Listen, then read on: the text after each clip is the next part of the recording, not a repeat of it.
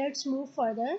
So the second thing which we should know is integrals or what is integration. So यहाँ पर integrals और integration basically क्या कर रहा होता है, हमें ये बता रहा होता है कि जो हमने different types के protons देखे, ठीक है. So we have seen the protons which are not chemically equivalent. So वो प्रोटॉन में जो है वो कितने प्रोटॉन शामिल है. लेट्स से कि अगर मैं बात कर रही हूँ इस मॉलिक्यूल की, right, if I am talking about this molecule, this one, right? So we can easily see that there are basically three types of proton, right? Three or yeah, the one, second and the benzene protons. ठीक है, हम benzene protons में भी different types होती हैं, हम उसको बाद में डिस्कस करेंगे. बट अगर मैं बात करूँ तो यहाँ पर जो बेसिकली यहाँ पर तीन टाइप के प्रोटॉन्स हैं, this methyl, this methylene and the benzene proton, right. अब मैं ये देख रही हूँ कि ठीक है, the CH3 having one type of proton, ठीक है, बट ये जो वन टाइप के प्रोटॉन है वो भी तो तीन है, ठीक है. There are three protons which are similar, right. Similarly in methylene there are two protons which are similar, ठीक है. तो ये जो सिमिलर प्रोटॉन्स हैं ये हम जो है वो इंटीग्रल से पता करते हैं, ठीक है, कि मतलब किसी मॉलिक्यूल्स में जो डिफरेंट टाइप्स ऑफ प्रोटॉन्स हैं वो जो उसमें सिमिलर प्रोटॉन है वो हम इससे पता करते हैं. जैसे कि अगर मैं बात करूँ, if I talk about the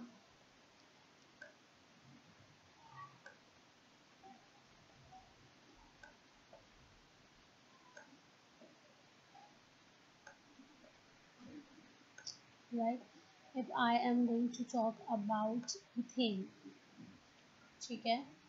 So there are only one type of proton in ethane, right? You know all the lines are protons.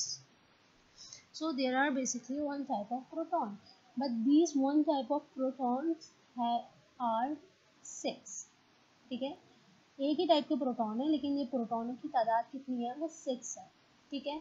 तो इसी तरह से किसी भी मॉलिक्यूल्स में जो प्रोटॉन की तादाद है वो हम इंटीग्रल्स या इंटीग्रेशन के थ्रू जो है वो बता सकते हैं. अब अगर मैं इस स्पेक्ट्रम को बताऊं या इस स्पेक्ट्रम को अगर आप देखेंगे तो इसमें बेसिकली आपको 3 पीक्स नज़र आएंगे, ठीक है, जो कि बता रही हैं कि 3 डिफरेंट टाइप्स के प्रोटॉन्स इसमें मौजूद हैं. लेकिन क्या मॉलिक्यूल में सिर्फ 3 प्रोटॉन्स हैं? नहीं, मॉलिक्यूल में तो यहाँ पर हमारे पास अराउंड 10 प्रोटॉन्स हैं, ठीक है. तो अगर 3 टाइप के प्रोटॉन्स हैं और टोटल 10 प्रोटॉन्स हैं तो कितने टाइप के प्रोटॉन कितने हैं ये हमें इंटीग्रल से पता चल जाएगा, ठीक है. अब स्पेक्ट्रम में आपको ये लाइंस दिख रही हैं, राइट. एक तो ये हो गई पीक्स, ठीक है, विच आई शुड हाईलाइट इट. सो ये क्या हो गई, ये तो हो गई peak, right. Peak 1, peak 2 and the peak 3, ठीक है. ये तो हो गई तीनों पीक्स. अब अगर मैं बात करूं इंटीग्रल्स की तो ये आप देख रहे होंगे यहाँ पर this one and this one and this one, ठीक है.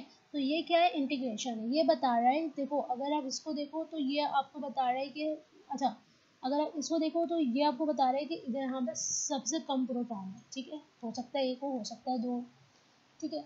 इसी तरह से अगर आप इस वाले को देखो तो इसके मुकाबले में इसके प्रोटॉन ज़्यादा हैं, और अगर आप इसको देखें तो इन दोनों के मुकाबले में इसके प्रोटॉन ज़्यादा हैं, ठीक है.